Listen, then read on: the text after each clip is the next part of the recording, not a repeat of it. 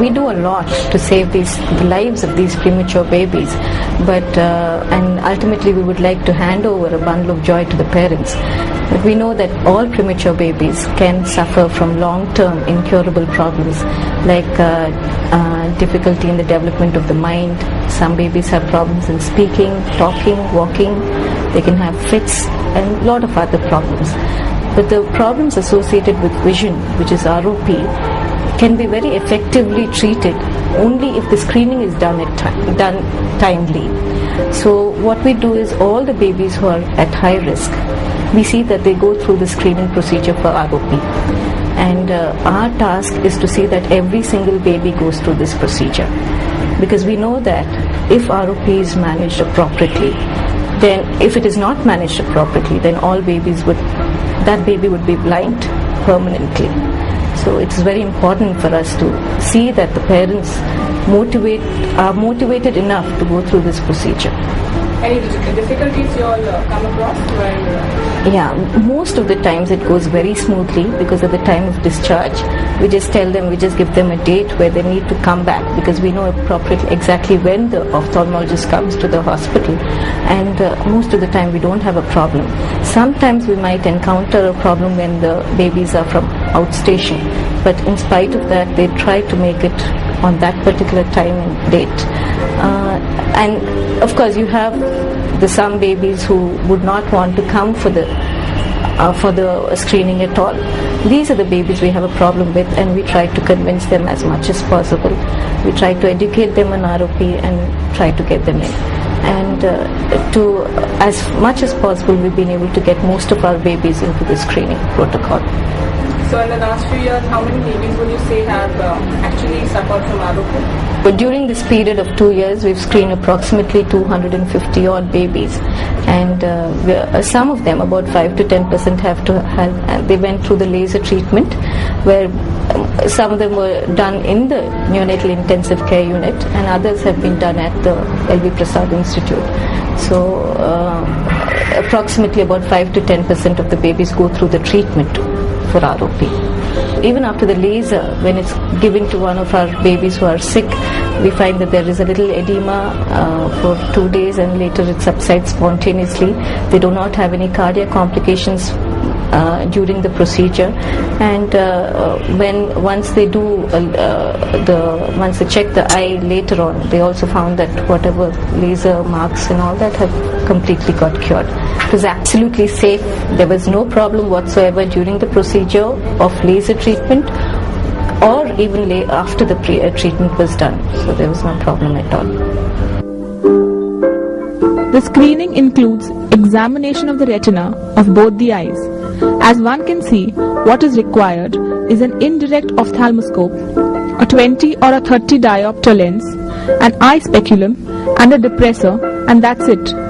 This examination could be done just about anywhere.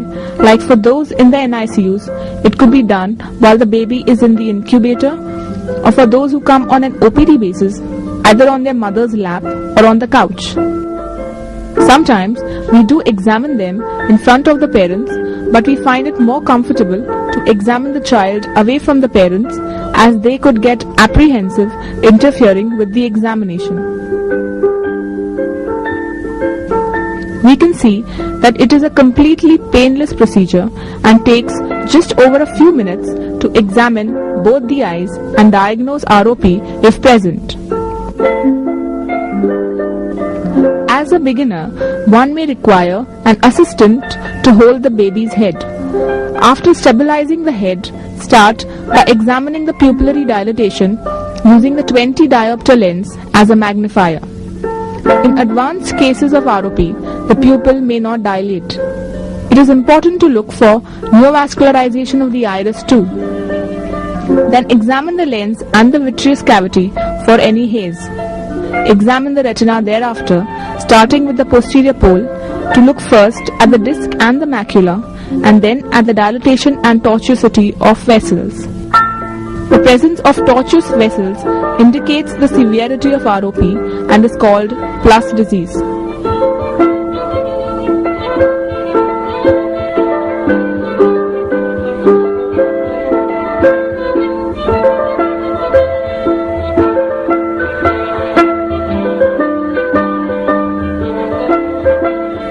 After examining the posterior pole, examine the mid-periphery and the periphery up to the ora serrata by tracing the vessels from the posterior pole. Presence of vessels right up to the ora serrata nasally is seen in a mature retina. In case of difficulty in seeing the periphery, one can use a depressor even without anesthesia. Also, an eye speculum can be used by the beginner to allow ease of examination. If vessels stop halfway, it is an immature retina, and this type of retina can develop ROP.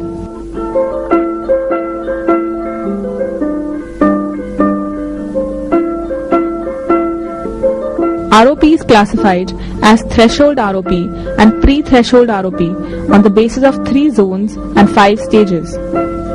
Zone 1 is seen as a circle around the center of the optic disc with a radius twice the distance between the optic disc and the fovea. Zone 2 extends from Zone 1 to the ora nasally and up to the equator temporally.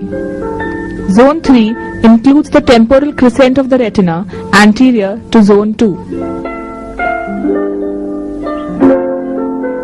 Stage 1 appears as a demarcation line.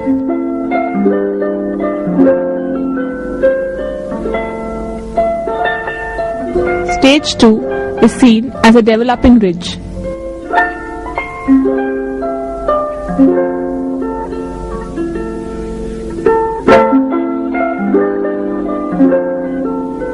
Stage 3 is a ridge with an extraretinal proliferation.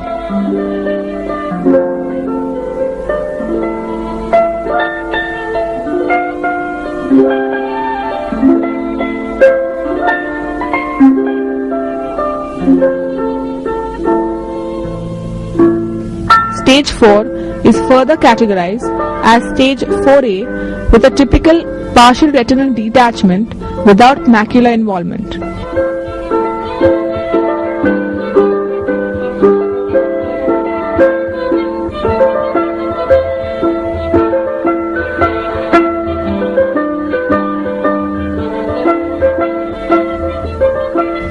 In Stage 4B, the partial retinal detachment involves the macula.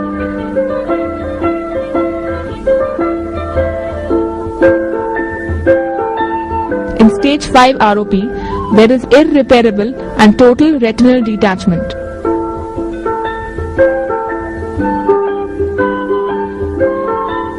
Pre-threshold ROP includes Zone 1 any stage ROP, Zone 2 stages 2, 2+, and 3 that is less than threshold.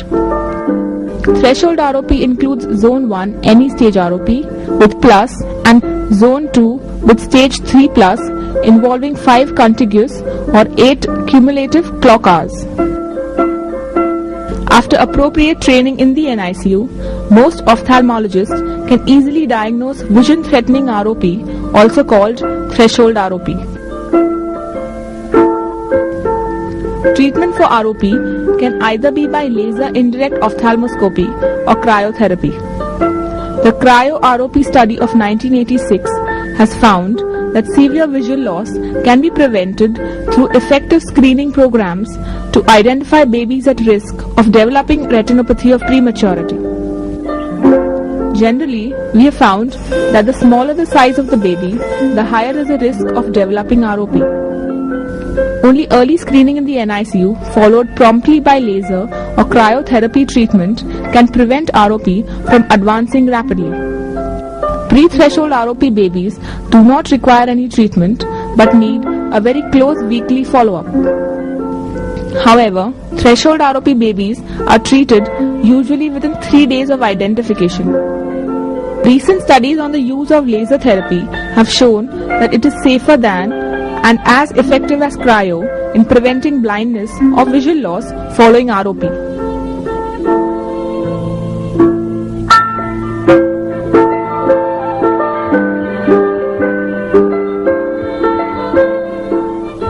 Babies who have been treated for ROP require regular follow-ups every 1 to 2 months after the acute phase until the healing is complete.